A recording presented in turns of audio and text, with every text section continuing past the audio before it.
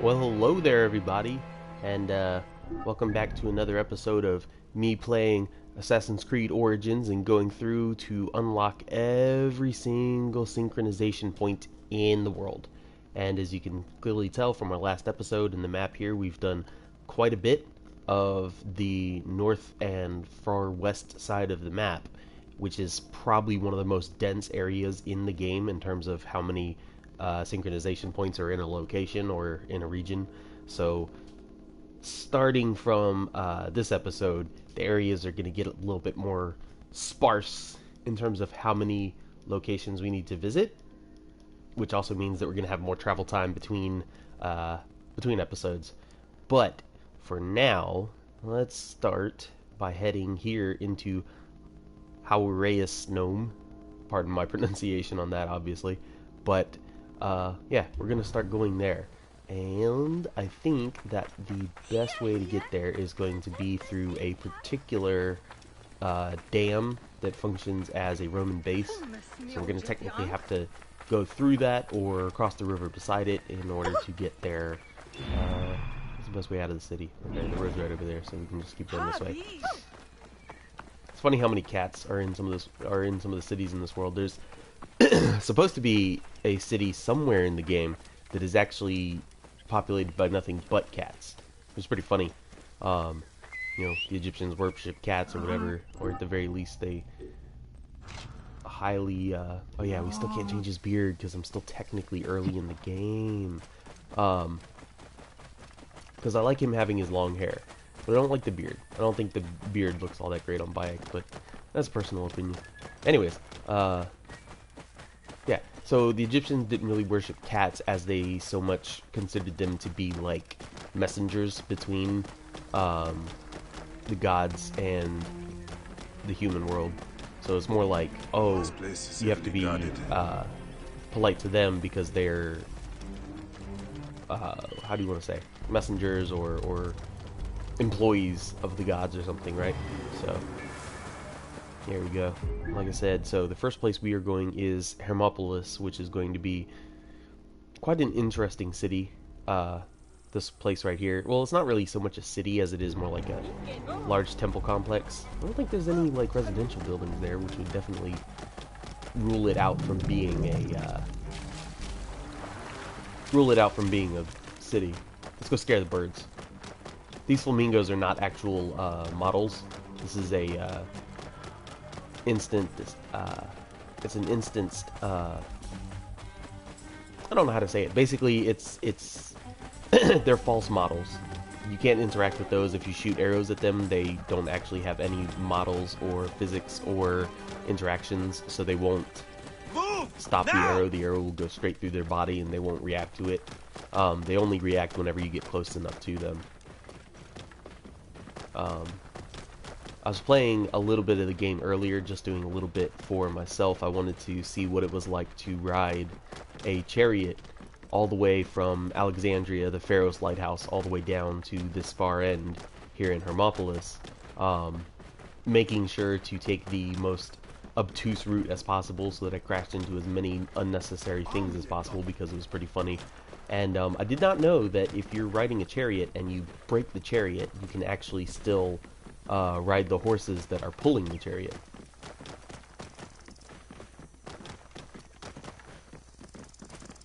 I actually also forgot that there is another building on top of this hill here that the Hermopolis Temple is located on top of.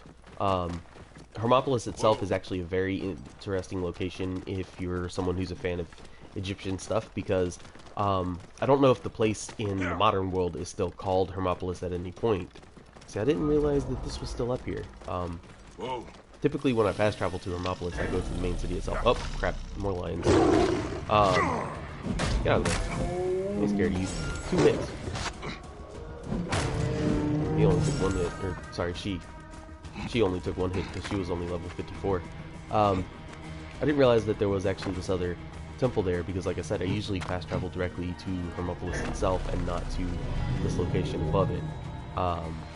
But the reason it's so interesting is because, like I said, I don't know if Hermopolis itself is still known as Hermopolis in the current year or whatever. But part of the location, at the very least, is known as Abu Simbel, and Abu Simbel is one of the most impressive locations in modern-day Egypt for some of the statues that are there.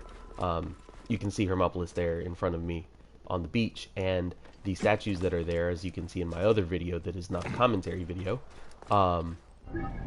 the statues there are like 35 feet tall. They're massively impressive, and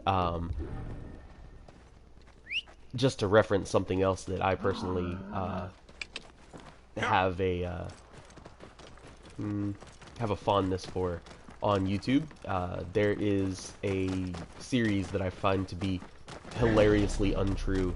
The channel is called Spirit Science, and the author of that channel thinks that those statues represent the actual size of the humans that built them. He thinks that people actually used to be 35 feet tall and that they built statues of themselves in actual size because Egyptians were more spiritually connected than other people, including nowadays, and by being more spiritually connected or whatever, you will actually be bigger. It's some crazy stuff, but it's pretty hilarious. The city that we're heading to now, I can't remember the name of it, but it's pretty run down. This is more similar to what you would see like nowadays if you went to Egypt. This is what most of it looks like nowadays. So you have temples here that are crumbling, they're half flooded. There's a pyramid here that's mostly exposed on the sides. You know, most of the smooth limestone has been worn away or possibly taken away by locals in order to use for their own housing and building projects. So I actually think this location is really interesting, but at the same time, what is this city called? Is it going to reveal it while I'm here? I don't know if this is actually based on a real world location, or if it's more like something they came up with, you know, for the game. Most of the stuff in the game is based on real world locations. Like I said, Hermopolis back behind us is based on Abu Simbel. Obviously, Alexandria is based on the real Alexandria, so on and so forth. But I don't know about this little area. You could call this a temple complex, I guess, as well. Would still be accurate.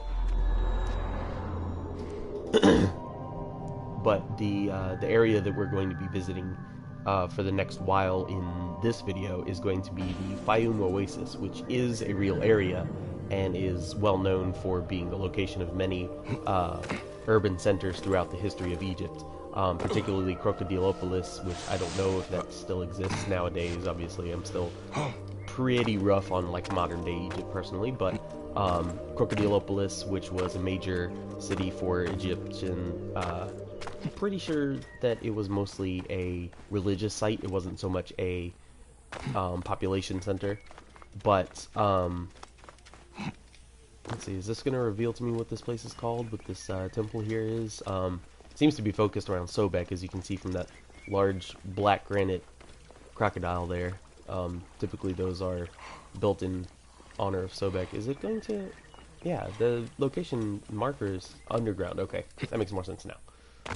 No, I gotta keep going underground. No, oh, it's this. Okay, what's it going to mark this as?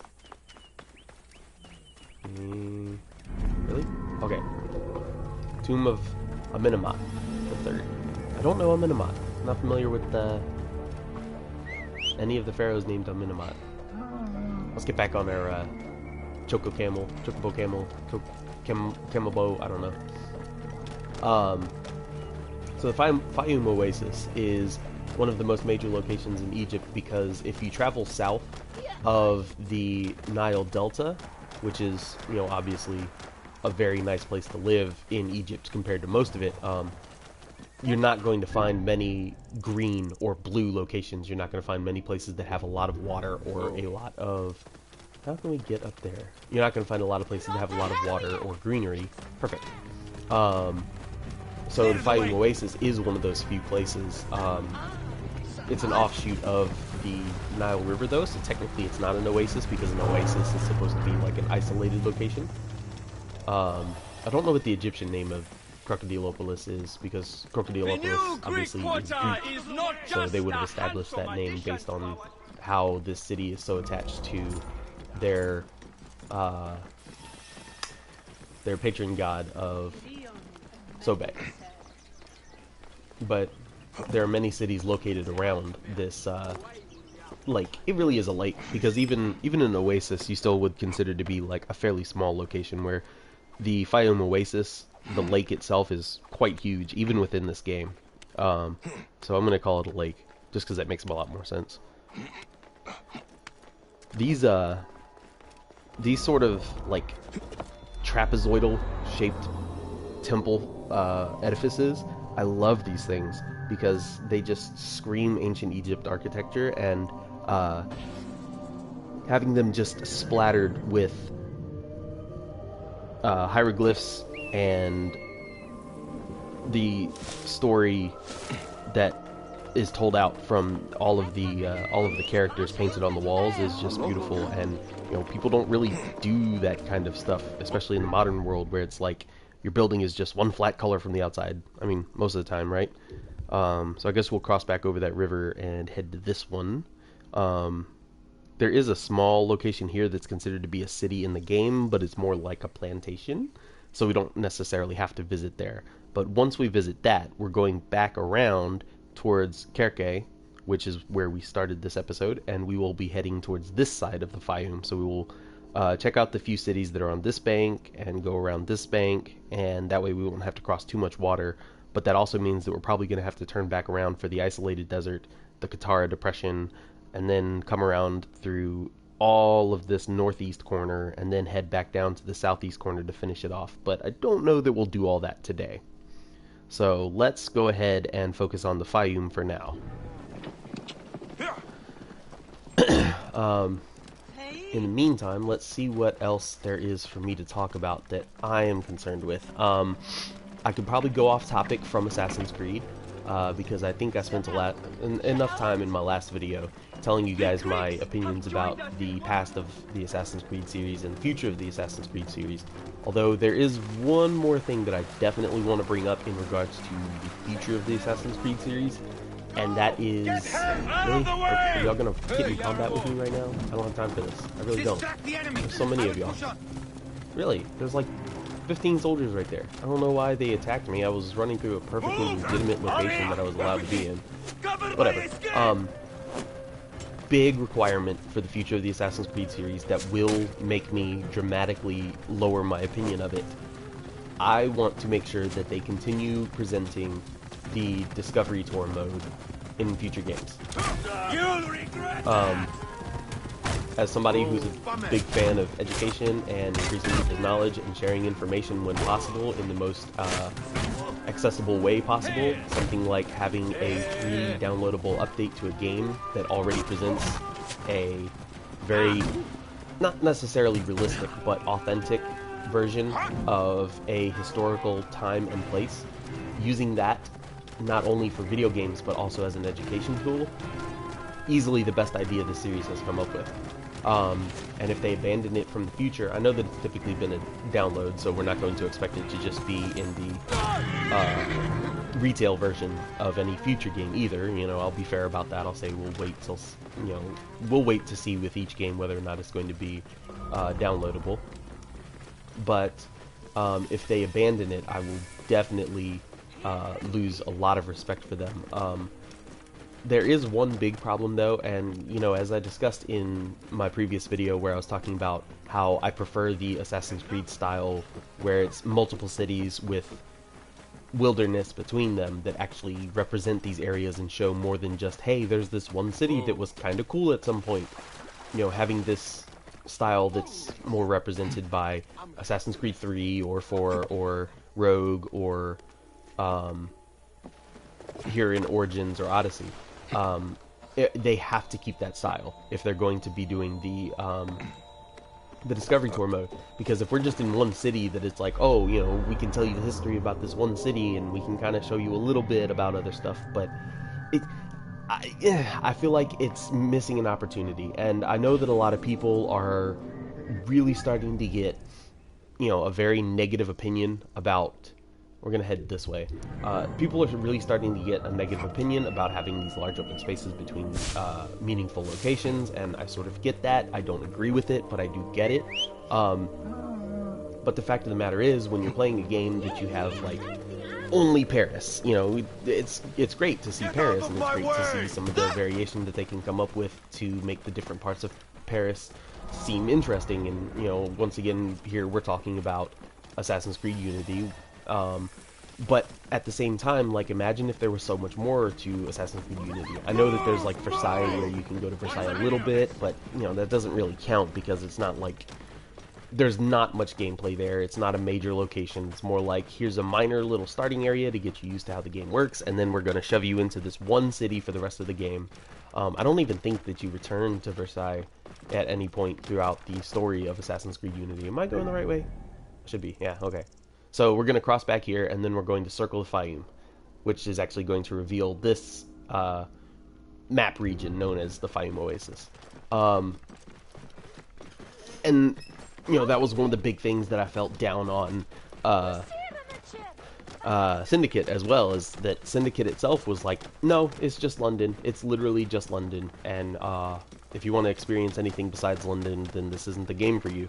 Where, you know, if we compare that to here in Assassin's Creed Origin, I would say that this game has some of the best variety in locations from practically any open world game that I've played, because you know, when you're playing this, you're not just going through, oh, here's a desert, and here's an Egyptian city, and here's some pyramids, and that's it. You know, one of the benefits of setting this game as late in Egyptian history as they did, which, you know, by late, I mean the Egyptian post-Hellenistic period right here before the Romans took over and all that kind of stuff. One of the biggest benefits of that I feel is that you don't just have Egyptian and that's it. You get to experience Egypt. You get to experience Greeks in Egypt. You get to experience Romans in Egypt. So you have Cyrene, which is much more Greek inspired. You have Alexandria, which is more Greek and Roman inspired, or Greek and Roman inspired. You have all of the Greek cities, obviously. Wow, we are really, really far from our next kilometer and a half, basically. I guess we could go to Uabnum, because I think there's like one in Uabnum. So how about that? We'll go to Uabnum, then we'll go to the Deseret, because the Deseret has no synchronization points, but we can just like set foot in there just to clear it up. And then we'll go to the White Oasis, because I know that the White Desert Oasis has synchronization points. I don't think the White Desert itself does. Yeah, I guess we'll do this the opposite way that I said before. So yeah, we'll head to the south end, and then we'll work our way back north and northeast. The Great Sand Sea doesn't have any location, so we just have to set foot in there. Black Desert, I think, might have one, like way over here on the outskirts of it. But that just means that we have a lot of travel time, which means we have a lot of talk time. And if that's what you're here for, that's good. I'd love suggestions of topics to talk about while I'm in these travel times. But for the meantime, let's go back to what I was saying before. A lot of people originally were like, oh, we want to see Assassin's Creed in ancient Egypt, when it was, you know, dynastic Egypt that was owned exclusively by the Egyptians. And I sort of get that, because, yeah, that was more like pure Egyptian, but at the same time, you know, like I said, you sort of lose some of that Greek and Roman inspired stuff. So I'm not saying that like necessarily the Greek or Roman stuff is superior to the Egyptian stuff, because obviously I don't think that. I love Assassin's Creed Origins, which is Egypt themed, much more than Assassin's Creed Odyssey, which is Greek themed. In terms of their themes, I love Origins more, at least. But to have the variety is a much larger benefit. Not only that, but also if we're going to go to true like ancient Egypt, dynastic Egypt, when it was not conquered by somebody else, one of the biggest problems that comes in there is that that was so long ago and we have so little information on it that there's very little we could truly do with it as a story and as a, you know,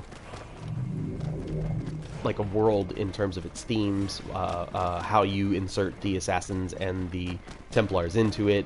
And I feel like that would have been like extremely difficult, whereas during the Greek and Roman occupations, while it may suck that Egypt was annexed by both of those cultures, you know, having them be ruled over by imperialists from a different place that have nothing to do with their culture or whatever, it does lead to a much more interesting dynamic between the different factions in the game, such as Cleopatra, who technically is mostly of Greek descent, having to try to keep control over her Egyptian citizens, but also having to keep control of her Greek citizens, while also contending with Rome coming from the north and annexing them. And I think that that leads to a much more interesting story, because obviously what builds story is conflict.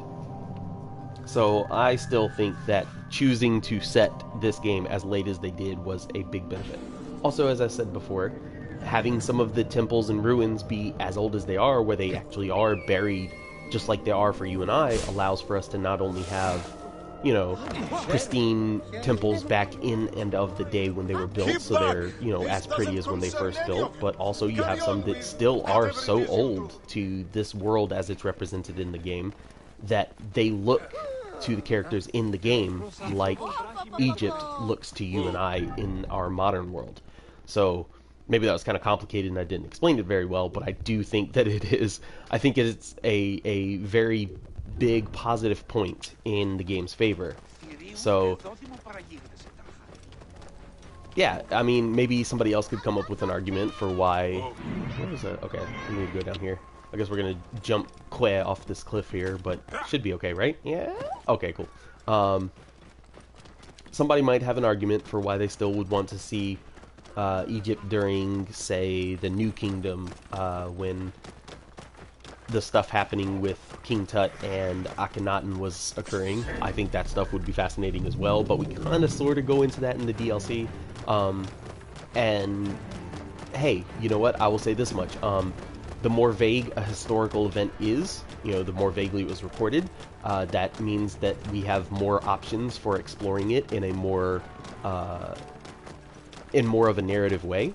So if something is a little bit more vague in history, such as the life of both Akhenaten and Tutankhamun, could make for a very interesting game, because we have very sparse details on their lives compared obviously to people like Julius Caesar or any of the contemporaries in this time period.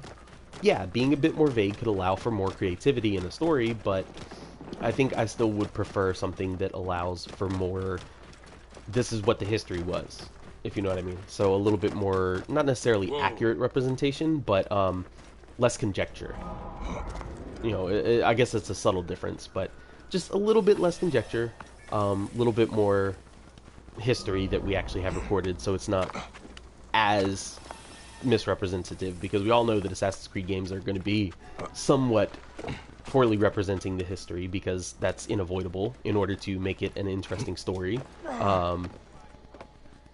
There are things that they could avoid doing. For instance, they could try to avoid sexualizing and misrepresenting Cleopatra as poorly as they did in this game. That didn't necessarily make the story better, so they could have avoided it, but they didn't. But in general, avoiding conjecture, I think, is best in a game like Assassin's Creed, that a lot of people tend to take very seriously in terms of its historical representations of worlds, because we're not getting these massive interactive historical representations of parts of the world anywhere else but this game series. So they kind of have a cross that they built for themselves to bear, even if they didn't intend to originally do that. But you know, this kind of place here, I think, is actually a good representation about what I was talking about earlier, where having the Greek and the Egyptian beside each other. You know, we have this Egyptian temple that was obviously built probably hundreds of years ago and is run down, but now the Greeks have come in here and built their own city around it, and to have that conflict of architecture alongside the conflict of the factions themselves is just fascinating, and you're not going to see that if we go back too far in history. So, you know, you either have more pure Egyptian, which, you know, I guess that could be interesting, or you have more conflict, which, and to me, conflict is always going to be much more interesting than pure one culture or another. That's another big problem that, say, you could find in, wow, this is really far away, it's like almost 2 kilometers. That's another big problem that is in games like Unity and Syndicate, because both of those games, when you're in Unity, that's it. It's the French Revolution. The French are revolting against themselves because the aristocrats are buttholes.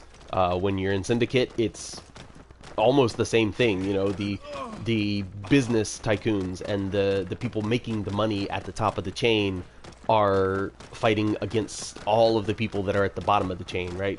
So you don't have any conflict of any cultures meeting each other.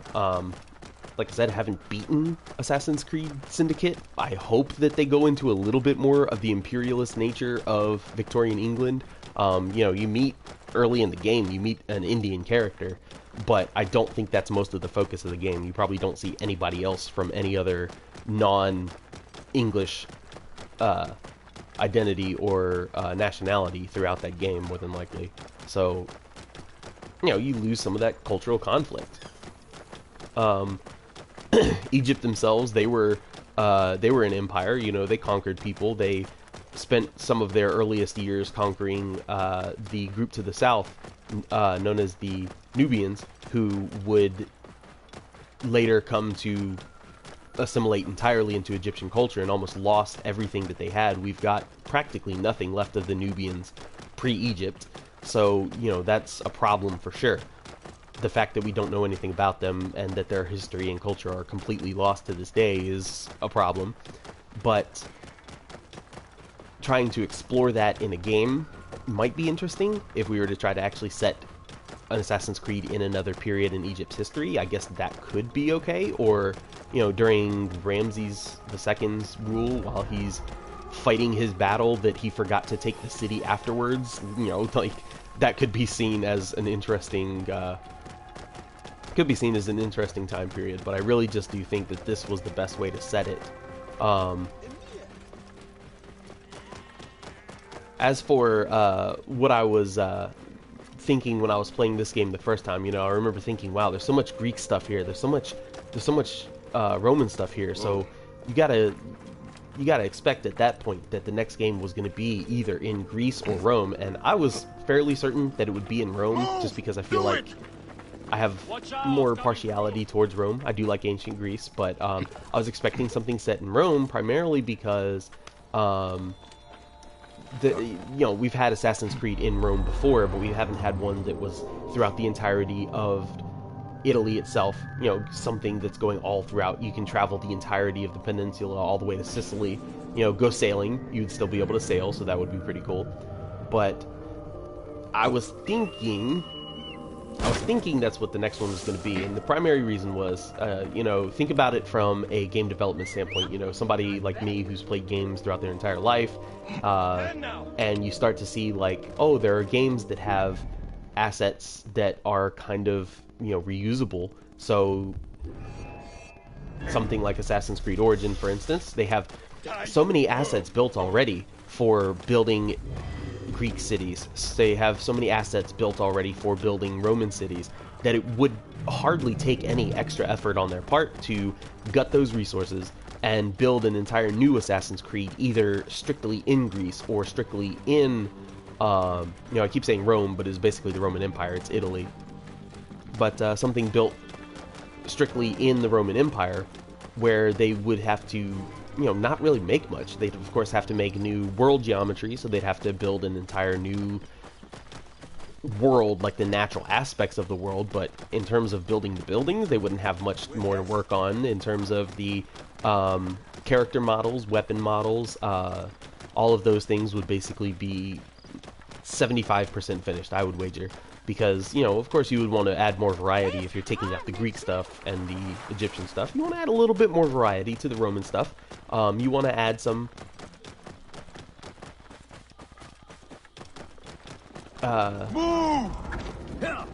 you don't want to just strictly go in with, like, oh, we have the 6 different Roman soldiers that we had in Assassin's Creed Origins, and that's all there's going to be. You know, you want to flesh it out a bit more. You want to build, obviously, all of the ancient Roman locations that would have to be major points of interest. So the Colosseum, for instance, there's no Colosseum in this game that is on the scale of the Roman Colosseum, so they'd have to build that from scratch.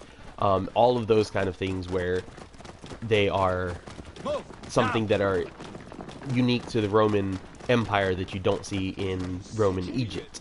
So that kind of stuff would have to be fresh, but that would be much less than having to build all of the assets that they built for this game, because obviously this game was built from scratch, having to build Egyptian, Roman, and Greek architecture, character models, weapon models, everything that they built in this game, right? So What do you think? not using that for the next game would have been criminal as a business decision. And you know, I'm not all that in favor of like corporations or businesses, but you know, it was just my prediction. I was like, I hope that the next game is located in Rome. I hope that it's going to be a good game. I hope that it's going to be fleshed out from what this one is, you know, give us some more interesting like character options, give us some more interesting like story options, but overall, like, you know, let's see a cool badass Assassin's Creed game set in Rome. And we didn't get that. We got a fairly cool, fairly badass Assassin's Creed game set in Greece. And you know, I still like Odyssey. I still have a fondness for it. I still play it occasionally. I haven't completed all the DLC. I haven't completed the main story, you know, all 3 aspects of the main story of that one, but I still kind of wish that we had gotten a Roman game instead. I know that there are still people who are like, oh no, we already have one in Rome, so we can't do Rome again. But it would not have been the same thing. First of all, it would have been this big, huge open world with wilderness, like in this game is, but you also would have had a completely different time period. Rome in the 1400s is not what Rome was in 1st century BCE or 1st century CE, however they would set it. I figured they would set it in 1st century CE, but even then, if they were going to do a Greece game, I didn't think they'd set it as far back as they did, because I was hoping for, you know, personally, I wanted to see Alexander the Great. I wanted to see some of that, you know, unified Greece going out and interacting with the world around it, more so than, I guess we can go here for Uab Gnome. I wanted to see, if I was going to have an Assassin's Creed game in Greece, I wanted to see what it was like for Alexander the Great to go out and do what he did, because, you know, he was an empire, he was a conqueror, but from what I understand, and, you know, I probably am still wrong about some of the details on this, you know, Alexander was a polite conqueror. Like, it's still bad to conquer things, obviously, you know, it's bad to go out and say, hey, my army's more powerful than yours, so your country is part of my country now. That's bad. But at the same time, he wasn't the same kind of conqueror that we think about a conqueror typically being, a conquistador, if you may. What Alexander the Great did was very different from what, like I said, England in the Victorian era did, or even prior to that, England in the Age of Exploration was a horrible conqueror. They destroyed and did terrible things to the world. While Greece and Rome, when they were conquering things, I guess we'll swim across this river because it'd take too long to go over there. Besides, somebody's probably going to bring me a boat. Oh no. Oh, it's just a jar. I thought it was a hippo. I was about to say, oh no, not a hippo. I guess this one we're just going to be, yeah, you're taking too long there, guy, but thanks for trying. I guess this this synchronization point, or at least this region clearing that we're about to do, we'll just mostly do on foot, because otherwise we're going to have to take the roads, and I really don't feel like trying to find my way by road to this area.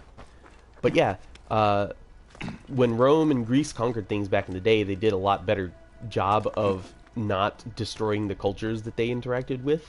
Not that they did a great job or the best job they could have done, but at least, particularly with Egypt, Alexander the Great was very, very open to allowing the Egyptians to... Huh. That was a nice little place. I like these kind of things. Like I said, just running across random ruins just out in the middle of nowhere, and just... Even to Bayek, this is already thousands of years old, maybe, and for us, that makes it even older. Wait, that headdress. Who is that? I feel like I recognize this headdress. Why do I recognize that headdress? That symbol on the headdress. That's like a... I don't know, it's like a hand with like a ribbon behind it. I don't know exactly what it is, but for some reason it's familiar to me, and I feel really dumb for not recognizing what it is instantly. I'm sure I will at some point. I'll remember it and be like, oh yeah. I think it represents what goddess it is, but I can't remember who. It's not Isis. I think maybe it's Moot. I don't know. Anyways, um, yeah. So that's the Greece that I was hoping to see, but I guess the Peloponnesian War is fine. Not really the most interesting part of Greek history to me. The war between the Greeks and the Persians would have been a lot more interesting. Actually having the Battle of 300 versus the Persians as an actual. Oh man, is this really that far out? Holy crap! I didn't think this. I didn't think this would have a synchronization point so far away. It's literally one of the furthest I've had to travel to. I guess we could travel through the water. It'd be faster, right? Boats are faster than walking in this game. Um, yeah, having the Battle of the 300 versus the Persians as an actual element of the game and not just a flashback. Um, the war in general between the Persians and the Greeks would have been a lot more interesting. That goes back to that whole thing where I said it's like having multiple cultures interacting where the Spartans and the Athenians, yeah, they're different cultures, and conflating them would be pretty egregious, but ultimately still, yeah, I don't know. They both were kind of just like, well, I'm good at fighting on the land, you're good at fighting on the sea, so neither one of us is going to be able to make any headway during this entire war. That's basically what the Peloponnesian War was. It was like 30 years of stalemate. And how does that make for a good game that's supposed to be based on warring factions, typically? It doesn't, in my opinion. This is Crocodilopolis again, by the way. We've already circled like the entirety of the Fayum Lake. I know they call it an oasis, but it's a lake. I'm sorry. Yeah, this boat is a lot faster than walking around the edge of it would be, even if we were to take a horse. So yeah, I was just really not pleased with the time period that they placed Assassin's Creed Odyssey in. Just to compare it to how I feel about the time period that Origins is placed. I was thinking about talking about something besides Assassin's Creed during this video, but I haven't been able to. This whole time, I've actually been able to come up with more to talk about Assassin's Creed with, so I think I'm about to move on from that, though. But, that's my feelings on how they should pick time periods for Assassin's Creed. It's not just where, it's also when. And really, it should be placed during these, like, major conflict periods in a culture's history. So, I guess Vikings could work for that, because they got into conflict with everybody, as far as I know, till they were christened by the Romans, basically, as a trade deal, more than anything, which is funny, but yeah, that's pretty much all I got left to say about Assassin's Creed for the moment. Maybe I'll come up with something later, but I'm not really familiar with this area. I haven't really spent a lot of time down here, mainly because there's not much reason to. Like, there are locations, like there's a location there, but ultimately, this area, there's not much here, so it still feels unfamiliar to me. And in my main profile, I've completed, every location. I haven't completed every side quest, but I've completed every location. So I've been technically everywhere, but I still don't memorize everything. So if every once in a while I'll come upon a place where I'm like, oh, this looks new. I've seen it before at some point that I don't remember, but it looks new, so that's nice. Nothing feels undeservedly familiar. Can I go through this little cave here to get up there? Sometimes, you're playing a game and you're like, oh, I recognize this set piece. They put this mountain in two different places. It's the same mountain, though. I haven't really had that problem in this game so much. Or Odyssey, for that matter. See? Stone circle. I know I've done that, because I have the trophy for those. Oh, it's on a... Okay. It's on a Lion King mountain. Well, not exactly, but it's kind of like Lion King. Okay. I was worried I wouldn't make that. So,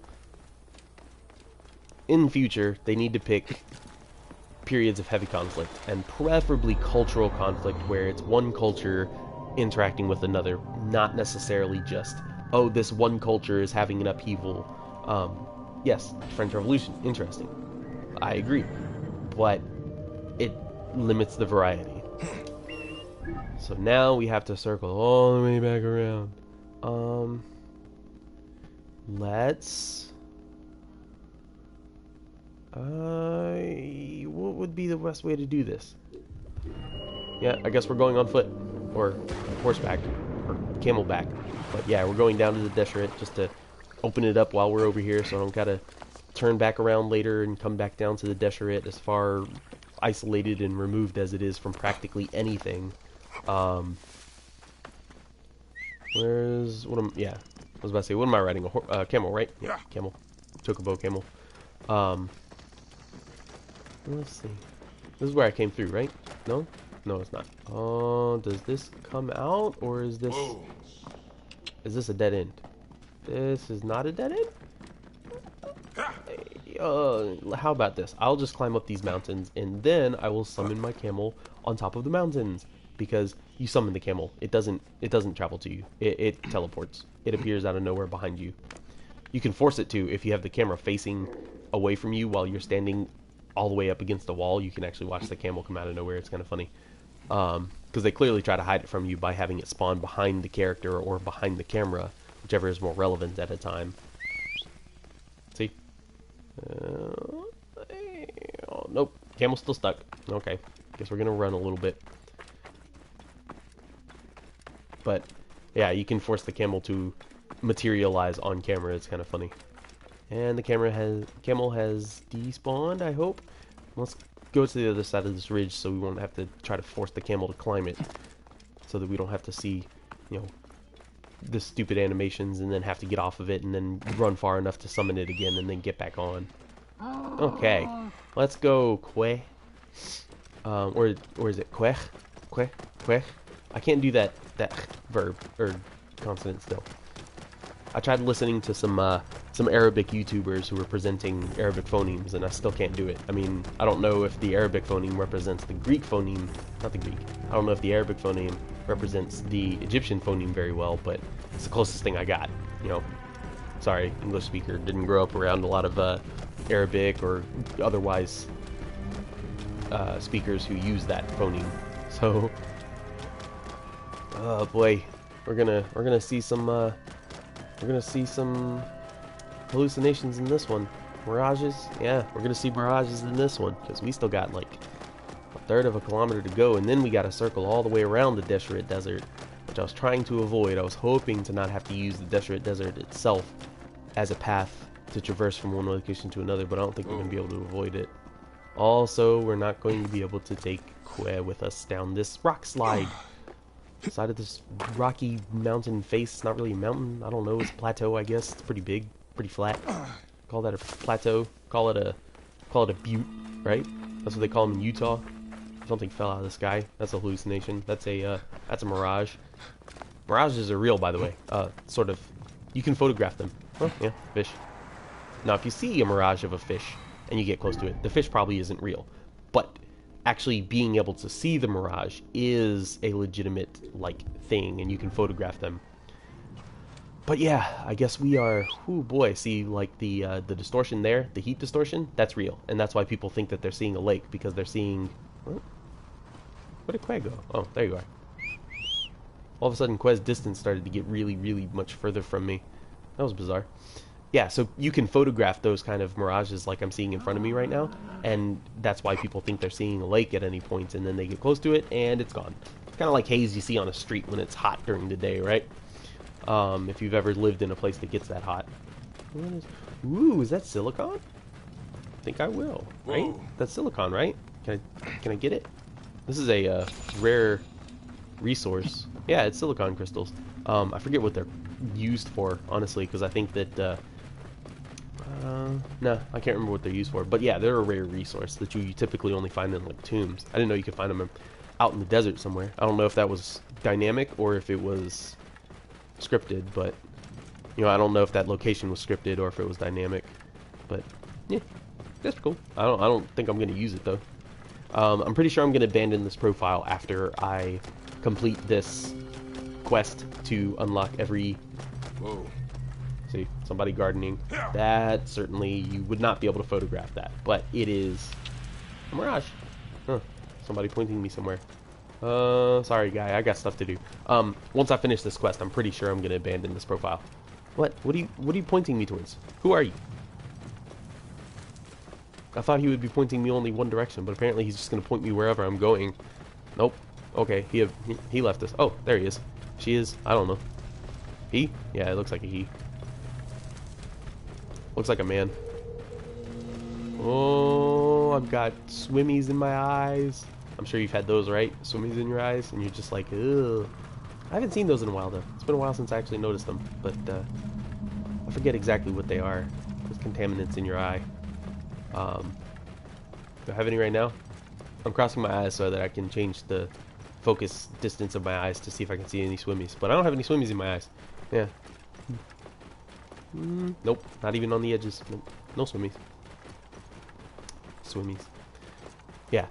Deserts kind of kill the interest here, which is why I was trying to avoid the Deseret Desert being a location that I actually travel through. But to be fair, it is a lot more reasonable to travel through the Deseret Desert than to try to mount and climb all these mountains throughout the White Desert here to my right. So now that we have actually gone a far distance, we are going to head to the White Desert Oasis, because I know that one of the oh boy, 2.5 kilometers. Holy crap. One of the synchronization points is at the top of that White Desert Oasis, and the White Desert Oasis actually is an oasis. Although I don't know if it's based off of a real place. I know that the White Desert itself is a real place. Don't know anything about the White Desert Oasis. I actually kind of like traveling through the deserts in this game sometimes. Sometimes it's just peaceful. Like, you know, obviously it's kind of bright yellow and bright blue. Who are you and what do you have? You have a staff? I haven't seen this one before. This is a new hallucination. Holy crap. Oh, it's another Moses reference. Clever. Obviously, the most famous story of Egypt in the Western world is the story of Moses, and you know, some of you might have seen, say, for instance, the Prince of Egypt movie. Now, I don't agree with the theology of that movie, but I find it to be a very good movie. The music, the visuals, oh man, that movie is gorgeous. Let's see how close I was with my marker. Oh yeah, I was real close. I was off by like 50 meters or something. Yeah, 50 meters. 27, but yeah, 50 meters. Good job me, right? 50 meters is pretty close, I would say. Ah, crap, really? Crap, really? It's just a small rock.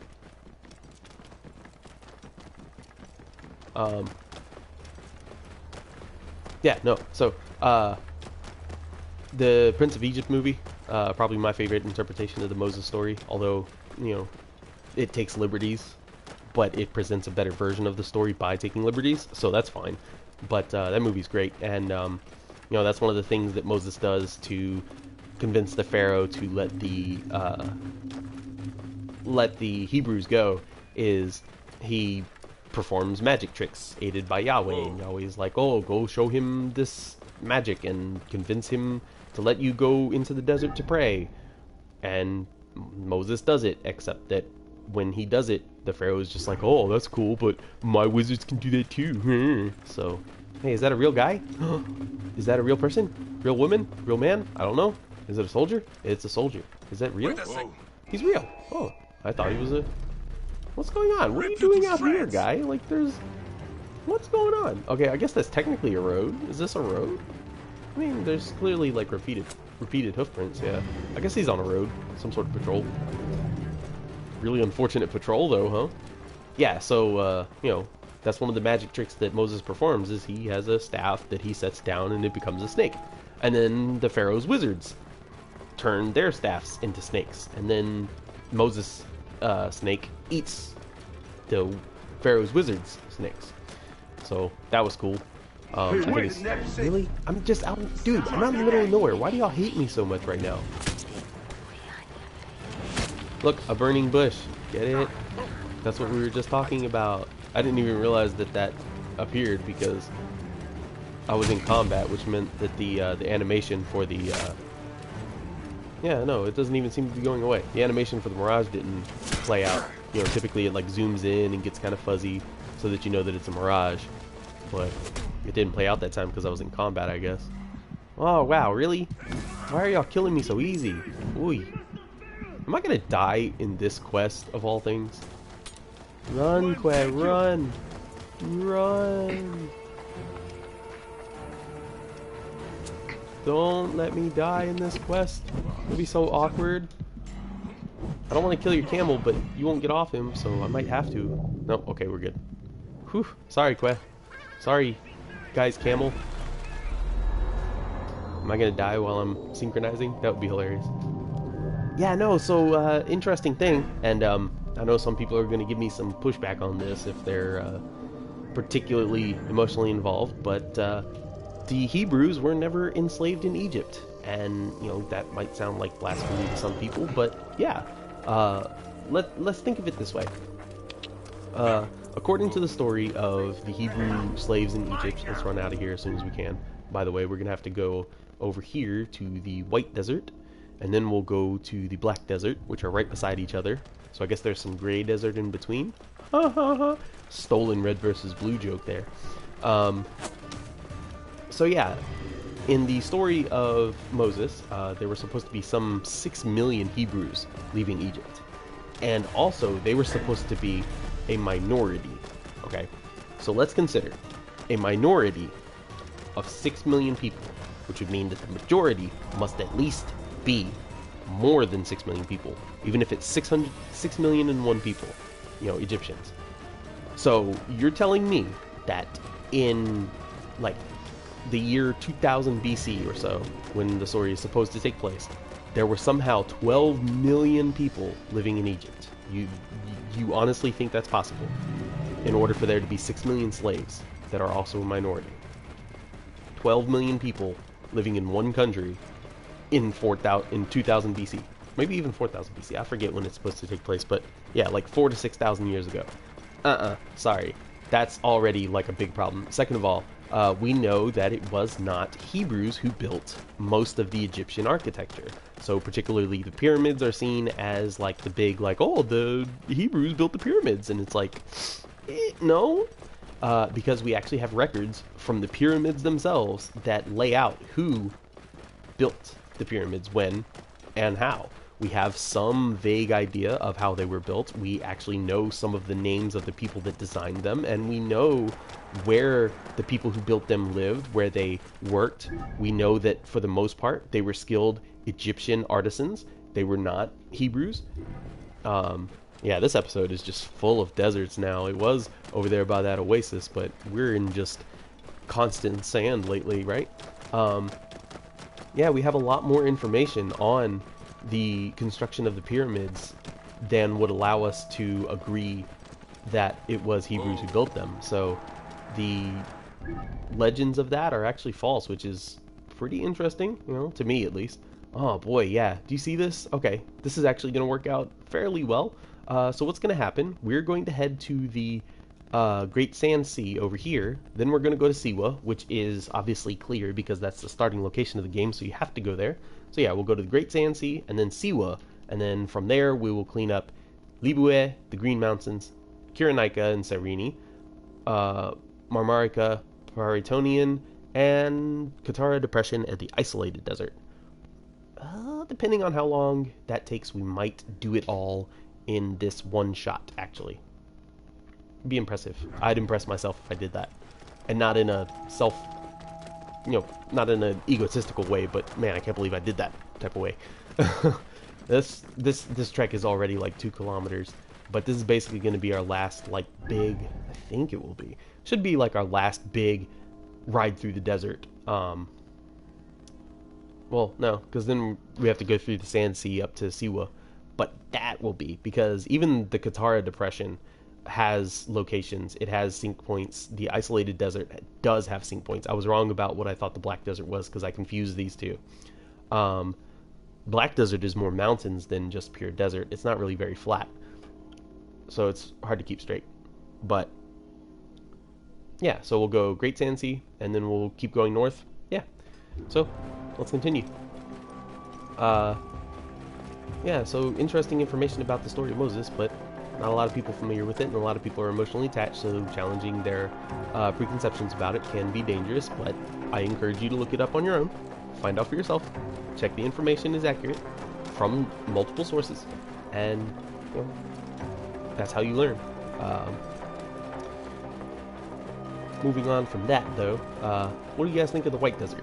I like the White Desert. I like the, I mean, obviously some of these, you know, I was talking earlier about how there aren't really, like, very clear repeating world geometry. Obviously those things are the exact same model that's just been copy pasted, and like I said, that does happen, but it's typically not very obvious when it does. A lot of the things vary in size and shape, or at the very least maybe it's like set at a higher or lower elevation so that it doesn't seem to be the same thing. Like these two rocks right here are probably the same model but just turned a different direction and set higher or lower. Kind of hard to tell, but that's the point.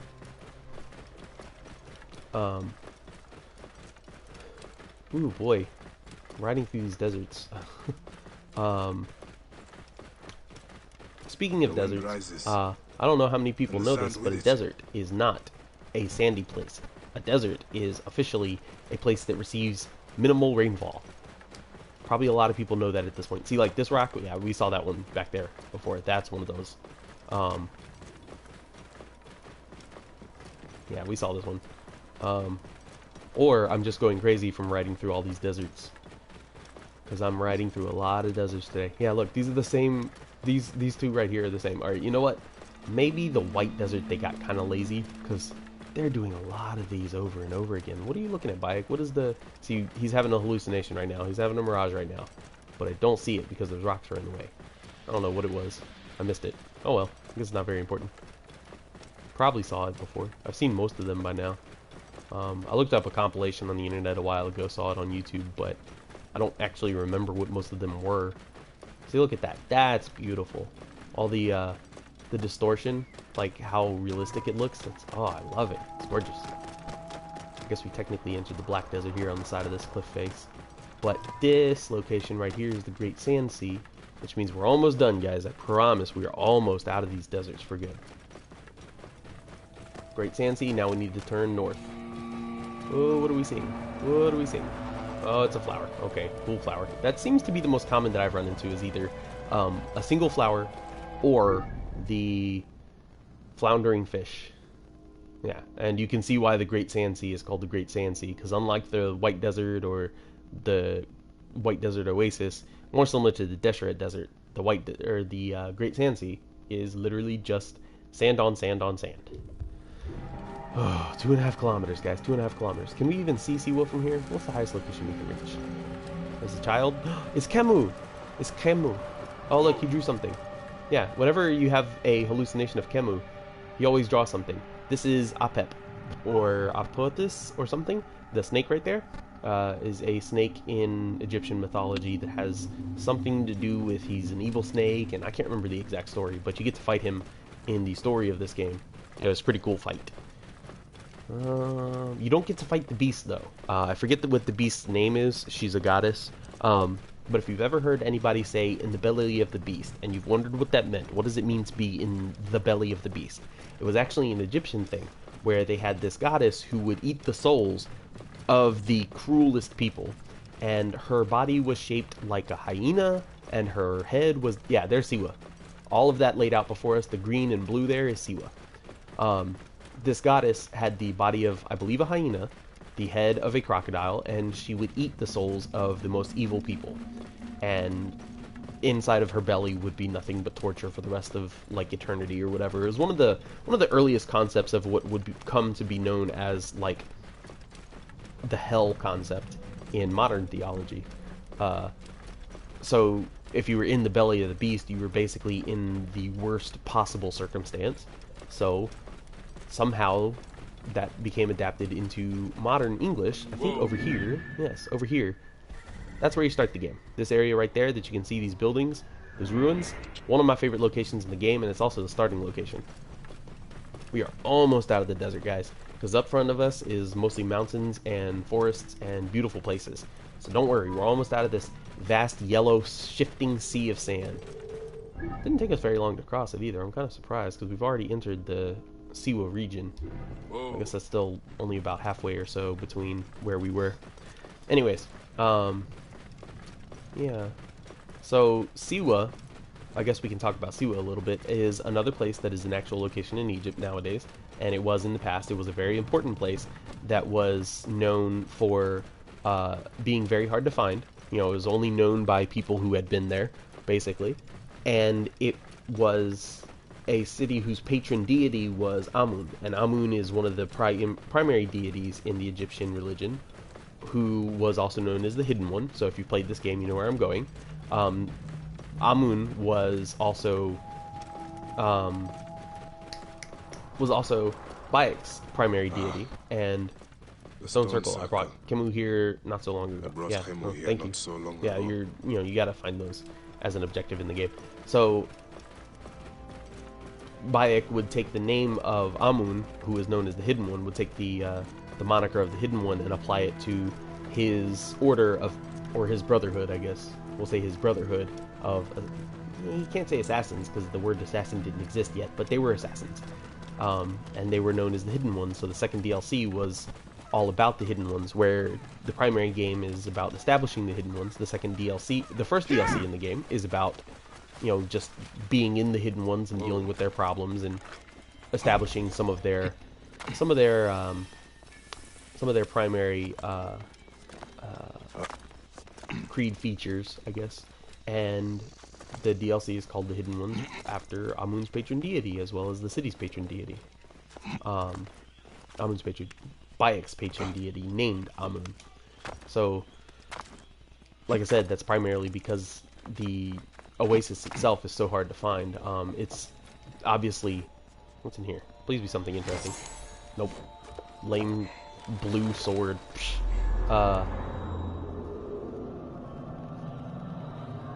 You have to cross miles and miles of desert to get to the real thing just as well. Typically you would come from the Katara Depression side, I think would be more accurate to where the real version would have an approach. You wouldn't want to go like south, circle around and do this huge U-shaped turn around the bottom side of Egypt itself to get there, because that would be really inefficient and time consuming and dangerous, because crossing the desert is dangerous. I don't really know too much about what Siwa is like nowadays, but it is still an inhabited city. It's probably got some interesting ruins. I definitely need to go look it up, right? See what's actually left there for tourists to come see nowadays. And yeah, call me a scrub or a amateur for being like, oh, I can't wait to go tour Egypt. But duh, I mean, what else am I supposed to do? I'm gonna be a tourist. I can't help it. Travel to Thebes? Like, I've already been to Thebes. Oh no, never mind, not Thebes. No, because this is the profile where I started the game over again. Okay, it wants me to go start the second DLC. That's why it's telling me to go travel to Thebes, because the second DLC takes place in Thebes. It's downriver or upriver, because you're going south on the Nile, so technically you're going upriver because that's the higher point, but you're also going south, which is typically considered down by most people. Nile's weird. I mean, I like the Nile River. It's a very important river in human history, and it's a very impressive river with a lot of unique features, but it's weird. It's confusing. I've seen, for instance, I like Dungeons & Dragons, which is a tabletop role-playing game. And I have seen plenty of people who will talk about making maps for D&D, and they will say that you cannot make a river flow north. Mainly because on Earth we only have one major river that flows north for the majority of its length, and that is the Nile River. It's just weird, and it's like, you do realize that's more of a circumstantial thing than an actual, like, physics thing, right? Like, there's nothing actually stopping Earth from physically having more rivers that travel north. It's just that we just don't happen to have many. The Nile's weird, but it's not, like, anti-physical or metaphysical or magical or something just because it flows north. So in my D&D world that I'm trying to build, which is heavily based on ancient Egypt because it's just what I'm interested in right now and I have a lot of resources to build it from, and I think it would be really cool for a D&D game, I'm going to have a river that is going to be the most non-possible physically river in the history of rivers, because it's going to flow uphill, it's going to split like multiple times, not just like for a delta, but actually split how most people show rivers splitting, where people are like, oh, rivers don't split like that except that they're delta. I'm going to make it split. I'm going to make it flow uphill, which is obviously antithetical to how rivers work. They flow downhill because, hi, gravity. But of course D&D is magical world, so the rivers can be as crazy as possible. So if the Nile is known for being this weird, bizarre river for working so much differently than typical rivers on Earth, then in my world, the equivalent river will just be completely nonsensical in terms of physics, just to annoy people that are going to pay attention to that stuff. Because back in the day, the Egyptians, they didn't know much about the world that was outside of Egypt itself. They just kind of lived in their own place, like most people did in that time. Didn't do a whole lot of exploring, and so they didn't think there was anything weird about their river because, well, there's not really. It flows north, but there's nothing bizarre about that. I don't think even the Romans or the Greeks had anything to say about it. But nowadays, it's such a taboo thing that it's like, your rivers can't flow north. I've seen people say that, and I'm like, yeah, but why though? And people are like, well, the Nile is the only one, and it's like, yeah, but one is literally enough to show you that it's possible. So, I mean, it's not a physical thing. It's just circumstance. I know I'm talking a lot about rivers right now, but that's what I'm interested in right now. Besides, I gotta climb this, 200-meter high cliff. That's, one of the highest jumping points. I don't even think that, Jesus. I don't even think that you can find an individual point that is higher that allows you to immediately jump straight to the ground, because if you find a higher point in the game, which I know they're going to be on the side of a mountain where it's surrounded by slopes. This is the highest cliff face, and it's definitely higher than any building in the game. I think there are higher buildings in real life than this, pretty sure, but definitely not in this game. So this is still one of the most impressive perches in the game, one of the most impressive synchronization points, because you get that view of Siwa. You get to see all of it in one beautiful vista. If you could put a panoramic view of this game, a panoramic camera mode in this game, and just view all of this as one piece, or see this from VR, that would be so impressive. But yeah, you get this huge, beautiful view of this oasis. And you can see more locations in the distance. You got that temple way back there, right above Bayek's Head right now. Place is nice. Yeah, probably one of my favorite synchronization points in the entire series, just how much you can see and how beautiful it all is. And luckily, we don't have to travel very far north in order to open up the next region of the game, which is Libue. Now, what's interesting about Libue and the Green Mountains and Cyrenaica or Cyrene, or however you want to call it, the interesting part about this area is that technically it's not in Egypt. This is actually Libya. So where we are traveling to right now, you should not be able to go straight north from Siwa to reach Cyrene, but they had to compact the game in order to include the most important areas and still have reasonable travel distances between them. So, like I said, we are actually traveling to what is now modern-day Libya. Does Libya not have any? There's no way. There is no way there are no synchronization points in Libya. Because there actually are some interesting locations, and there's actually one city in the Green Mountains, which is the area just north of Libya. Sorry, Ibex. I love the name of those animals, Ibex. It's just cool. Now, Senu's gonna kill this Ibex over here for us. Thanks, Senu. Oh crap, that was a snake. I thought it was a sleeping Ibex again. I didn't even realize it was a snake. I'm not hearing the game audio right now. I'm listening to the audio from YouTube on my phone so that I can make sure that the audio is coming through clearly throughout the entire... Really? There's not a single... Wow, I did not know that. Okay, well, I guess we'll place a marker in the Green Mountains. Why did we not get the region discovered animation for Libue? I guess we'll put a marker in the Green Mountains so we can see how far we have to go to get there. I mean, there's not as much distinction between a place like Libue and the Green Mountains like there was between, say, the White Desert and the Great Sand Sea. So having a location marker there will help us to be aware of how far we have to travel, because there aren't really any visual cues.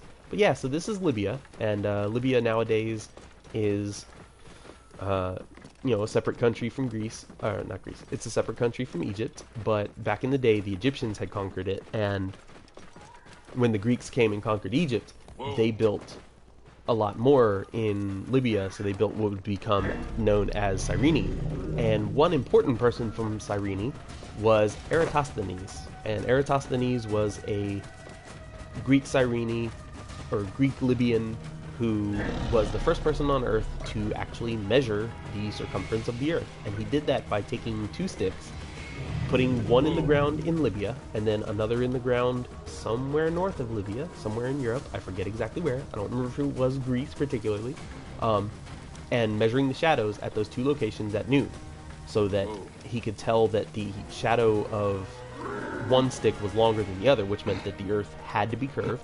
And he could also tell, to a rather remarkable degree of certainty, just what the circumference of the Earth was, which was impressive because it was, it was before even this game takes place. It was like 30, not 30, it was like some 300 BCE, I think, was around the time when he did that. Very impressive feat for somebody back in that time. Took a lot of skill and a lot of knowledge, but they did it, and, it helped prove that the Earth is not flat because, hi, yeah, nice to meet you. My name's Alex, and the Earth isn't flat. If you think it is, please do some research. Please, please. You will find out that the Earth is not flat. I don't know if any of you guys who think it is are watching, but it's not. And don't be snarky. Don't be like, oh, I know the Earth isn't flat. It's got mountains, right? I've seen people say that stuff. I've literally seen somebody talk about how, guys, the Earth isn't flat. It's got mountains. And it was a flat earther that was saying that. Somebody who believed that overall the Earth is flat. It's not a spheroid, as it actually is. Can't believe this is what I'm talking about. Flat Earth in Assassin's Creed. But there you go, right? How close are we? We've only got, let's see, Cyrenaica, Marmarica, Paritonian, Katara Depression, and Isolated Desert. We might finish up this episode. We just might. The only thing is, like I said, the travel distances are going to still be fairly large. Mainly because we still have to cross some mostly vertical areas, and we have to travel through them mostly vertically, like Marmarica and Pyritonian right here. But like I said, Katara Depression is going to be a very quick traversal, and Isolated Desert, I think there's only like one. So once we finish here, the Green Mountains and Cyrenaica, which have like 3 or 4 synchronization points each, we'll be finished with the bulk of the actual synchronization points. I am going to do an episode later, as I've said before, where I will do Sinai, and then I will do an episode after that where I will do Thebes and the Theban necropolis, but those will be separate episodes each. So let's go ahead and summon our mount, because we should be in a location that we can traverse comfortably. Yeah. There's a city in the Green Mountains here called Balagray. I think that's where this is taking us. I'm pretty sure that's where this synchronization point is located. Balagray. Now, if you can, if you're paying attention, you've seen that we've transitioned to an area that's much more green, which is supposed to be representing the area that's known as Libya nowadays. I don't really know anything about what Libya looks like nowadays, where I've at least seen some of what Egypt looks like. I keep wanting to say Greece. I've seen some of what Egypt looks like nowadays, but, oh boy. I thought we were getting closer, but we still got, the thing about the Green Mountains and Cyrenaica that's really cool is that it kind of represents more of what you'd recognize typically in media as like Africa. So here we have a little bit more green, we have a little bit more of a savanna. We don't necessarily have like deepest, darkest rainforest jungle Africa like is in further south countries than obviously Egypt or Libya, but we do still have, that more like I said, like Lion King style Africa here, which I really like having this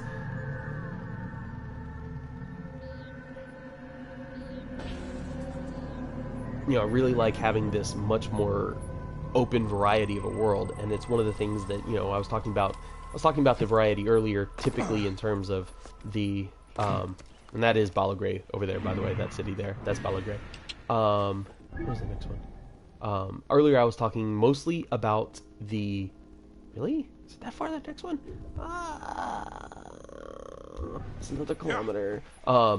Earlier I was talking particularly about the architectural variety, which is massively important. Ooh, I know which one this one is. This one, yeah, okay. So that fort right there is the biggest Roman fort in the game. I can't believe I didn't pay attention to it earlier. But we also have a huge Roman aqueduct right beside it, which, you know, this right here is like peak Rome.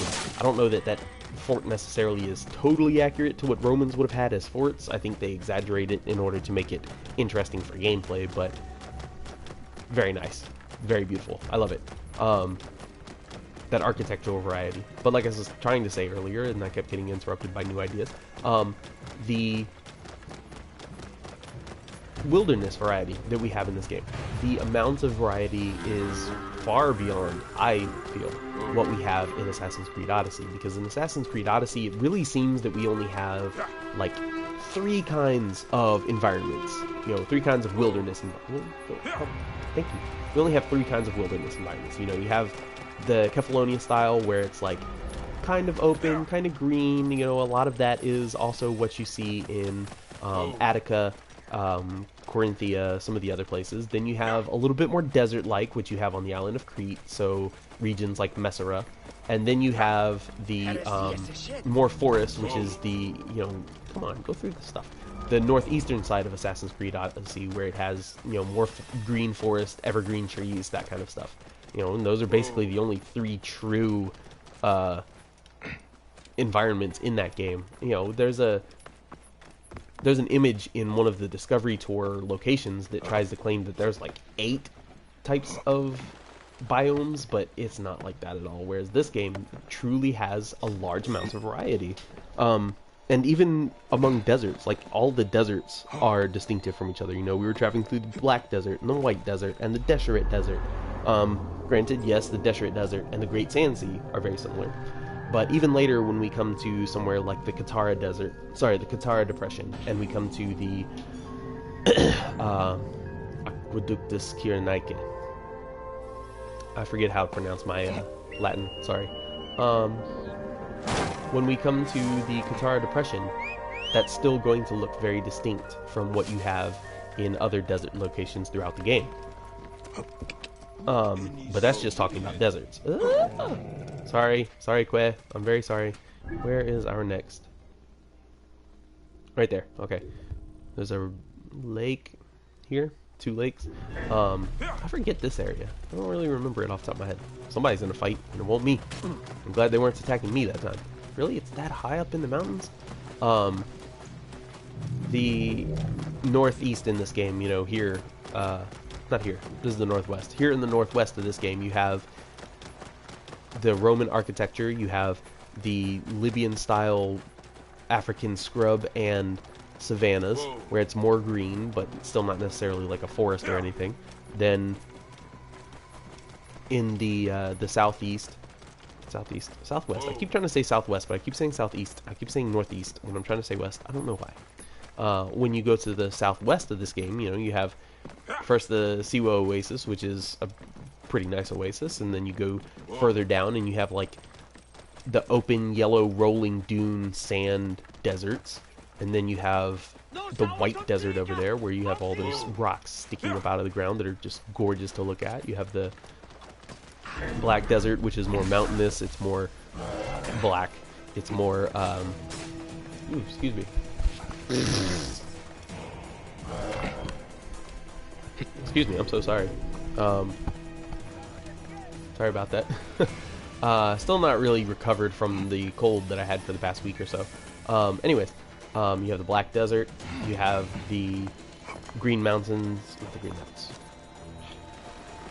See, now I've thrown myself off by talking about something else. You have the Katara Depression, where it's this big open bowl with sand in the middle of it. It's actually a really beautiful location. When we get there, I'll show it to you. You have the... How is this one even visible as a separate area? I don't know. Not as a separate area, I mean. You have the northeast. Now I'm actually trying to say east. You have the northeast, where it's the delta, where there's swamps and there's greenery and there's much more life going on, and there's also a lot of farms towards like the center of the map. You have all the farmland, you have the Egyptian city areas, you have the Egyptian temple areas, you have pretty unique stuff there. And then you go to the southwest and you start to find the more rundown areas. You also find some of the more like rocky sandstone cliffs and limestone. And you know, wherever you're at in this game, you pretty much know what you're close to and where everything is from where you currently are. Here's a good vista right here. There you go. There's Cyrene. Cyrenaica, as the region is known, which is what I call it. I don't really know why. I don't have a preference necessarily, but that's just what I've taken to calling it. Nobody really says the name throughout the game, I don't think. Cyrene is not really a major location in this game, even though it being a major city within the game in terms of the scope and the amount of like side quests that are available in it as a city. Oh, I remember this place. Okay, cool. Yeah, no, this place is nice too.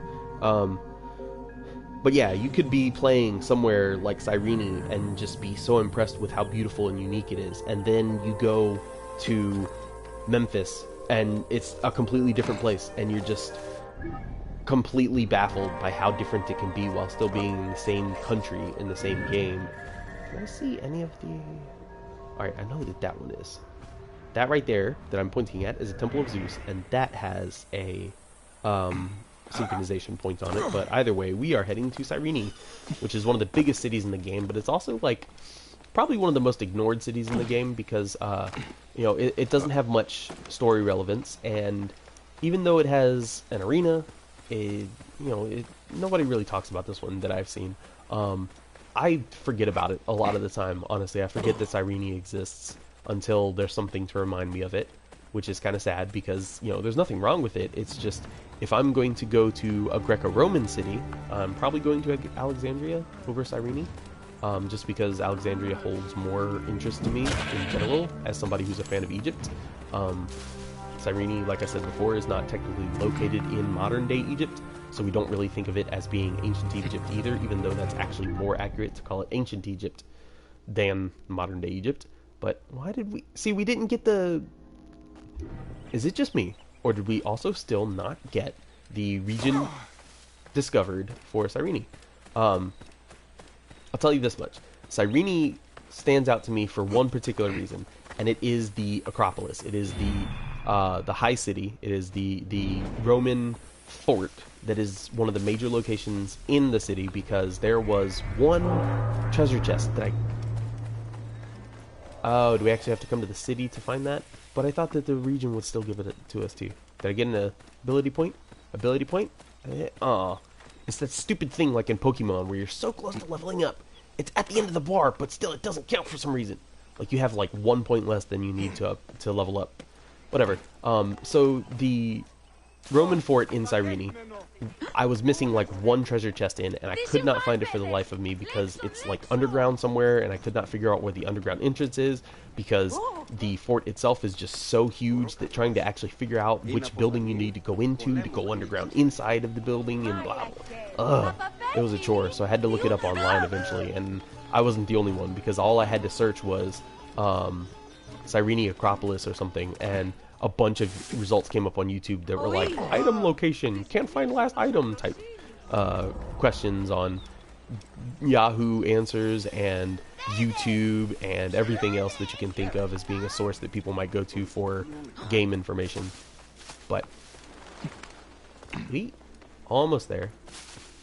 This Temple of Zeus here is one of the bigger ones that the Greeks built in Egypt while they were here. Supposedly it's as big as the Parthenon, but if you've climbed the Parthenon in Assassin's Creed Odyssey and then you climb this one in Origins, they don't compare. I don't know how people say it's similar sized. That was in the Discovery Tour mode. I guess, I don't know, maybe they were just inaccurate when they said that.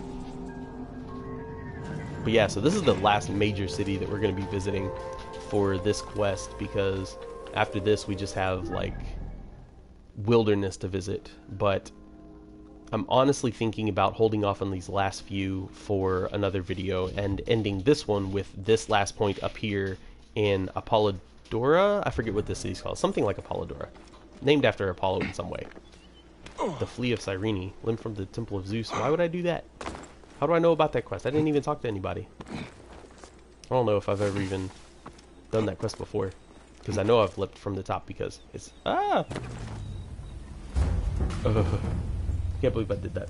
I finally actually died during this quest. And it was mainly because I just got lazy and decided to jump. Instead of climbing down like I should have. Now we need to wait for it to load. I should still be in Cyrene though, so I was hoping to not die and not fast travel for this entire quest, this little made up quest for myself, but now I've died and my location is reset and oh, okay, you know what, I'm right at the foot of where I was, so it literally just was a 4-second detour. Fine, I don't even care. Alright, Polydorus Wharf, I forget what it's called.